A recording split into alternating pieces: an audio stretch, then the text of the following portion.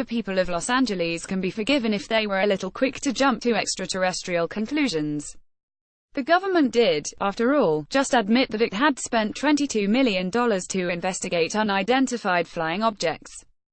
And after 70 years of keeping the government installation known as Area 51 under wraps, Uncle Sam conceded that, yes, it did exist, and yes, some super-secret stuff went on there. So, it's perfectly logical that Los Angelinos gazing into a darkening sky around 5:30 p.m. Friday would assume their city was in the midst of an alien invasion.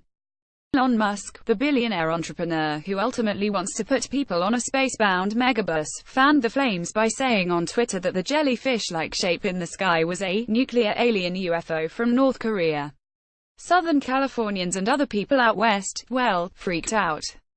Former Arizona Gov. Jan Brewer tweeted that she was wondering what the lights over Phoenix were. For some reason, she tagged President Donald Trump. And many others pointed their smartphone cameras skyward, capturing what they assumed was the first sign of the alien apocalypse, or something, and musing about the vapory lights in the sky.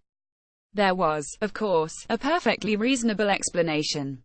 Musk's SpaceX had launched an Iridium 4 rocket from Vandenberg Air Force Base in California, about 150 miles from the City of Angels. According to the Los Angeles Times, officials had warned that people would be able to see the launch across Southern California and elsewhere on the western half of the country. There was even a live webcast for those with more than a passing interest in rockets. But for most people, there was just confusion, and maybe a little bit of panic.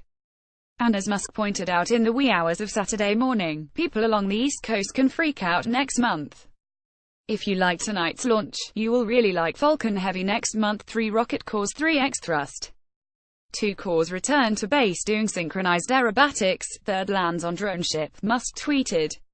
A test launch of that rocket, which Musk hopes will someday lead to missions to Mars, will launch from the Kennedy Space Center in Florida.